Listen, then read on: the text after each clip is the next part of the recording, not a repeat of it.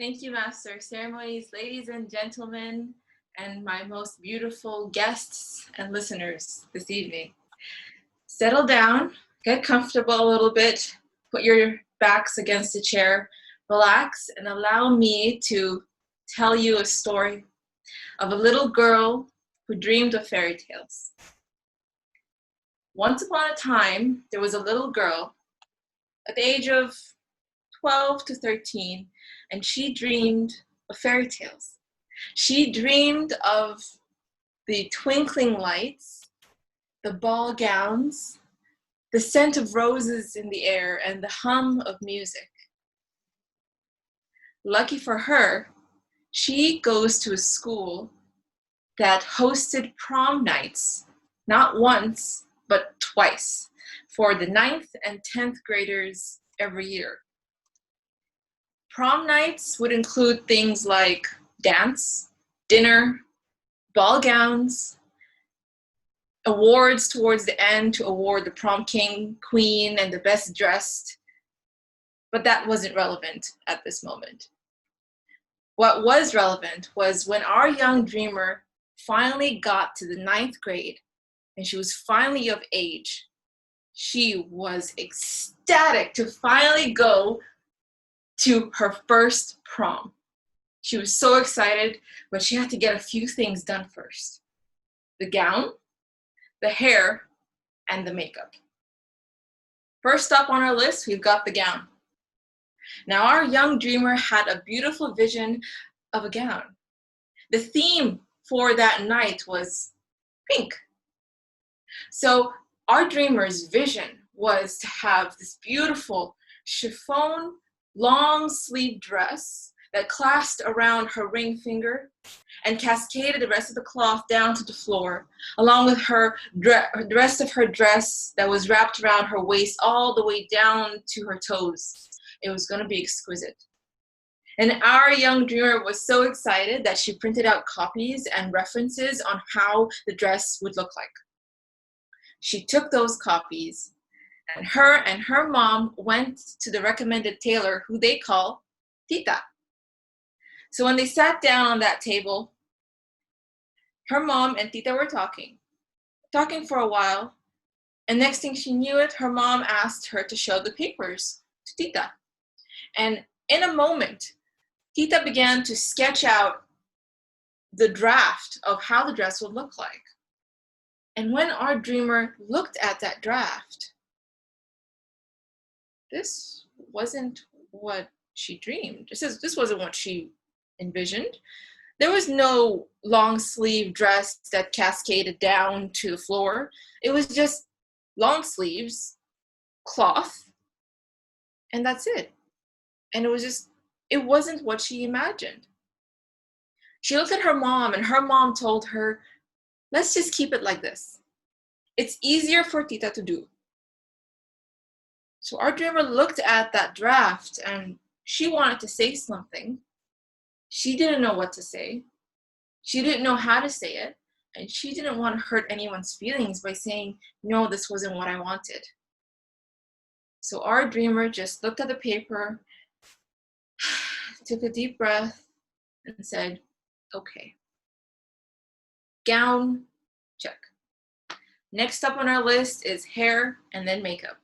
Now our dreamer had curly, frizzy, dry hair that did not know what it was yet. And unfortunately, neither did the hairdresser. So our dreamer sat down on that hairdresser's chair, and the hairdresser began to look at it, a little odd, and spent about 2.5 hours trying to straighten out and iron out her frizzy hair. And after those 2 hours, her hair did not only become straight, but it was a straight, frizzy, dry mess.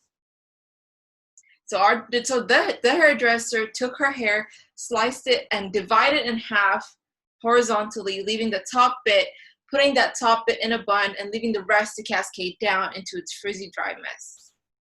Sure, her hair was out of her face. Hair, check. Next point would be the makeup. Well, makeup is something that a teenager would always dreamed of being perfect. So when she sat down in that makeup chair, she felt that she was ready for it. She was ready for a perfect makeup do. But when the makeup artist started to put the makeup on, there was pink eyeshadow, pink blush, her lips was pink. Makeup, check. Our young dreamer looked at herself in the mirror. Hair, frizzy, makeup, pink, and she wore her dress, which was pink. And she looked at herself and she knew that this is not what she wanted. This is not what she envisioned. But when she saw her mom looked at her, her mom thought that she looked beautiful. What she thought was she didn't. Holding back her tears, she told herself, fine, this is how I'm going to look tonight. She didn't know what to say. She didn't know how to say it, and she couldn't even tell her mom that this is not what she wanted to look like. So she puckered on and got to prom. The moment she walked in to the hotel, she got a whiff of roses through her nose. As she kept walking, she started hearing the hum of music coming from the conference hall, coming from that beautiful hall. And as she walked through that hall, she looked up and there she saw those twinkling lights. At least she had this. She looked at the far corner and saw her friends, and oh my dearest, they were dressed up, all glamorous.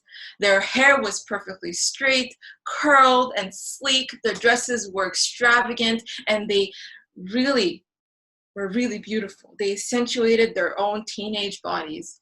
They looked beautiful. So she ran up to them and told them, "Oh my gosh, you look so beautiful. You look gorgeous." They looked at her and frowned. "You look pretty too." Our dreamers took a step back and pretty too. That pause before pretty too, she felt that pause. That pause told her that she didn't look as good as the rest of the people in that hall. That pause told her that she was ugly. And she knew from the moment she left the house that this is not what she wanted to look like, and she didn't feel that way. And this only secured that opinion. She was about to burst into tears, but looking around at all these people, she swallowed her tears and went on with her friends to sit at their table.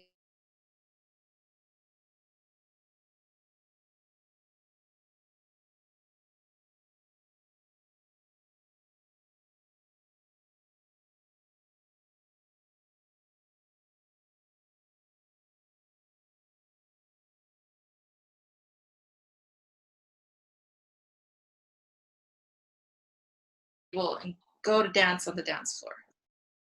And one by one, slowly, she would be left alone on that table.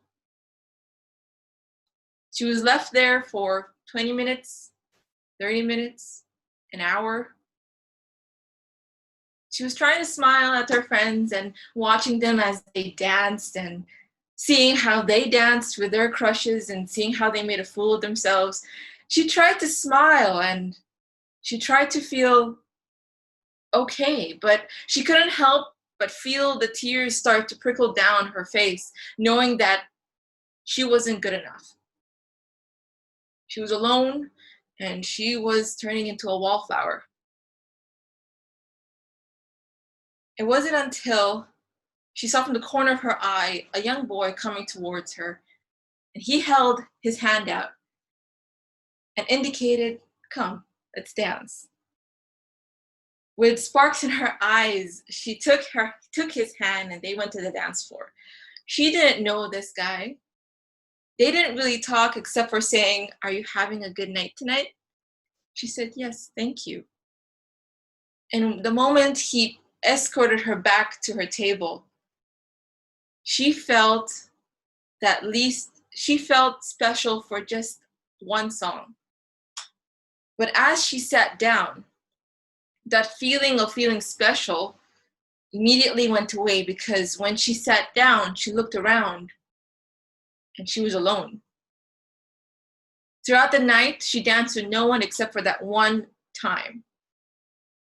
And my dear listeners, from that moment, our young dreamer vowed never to feel this way again.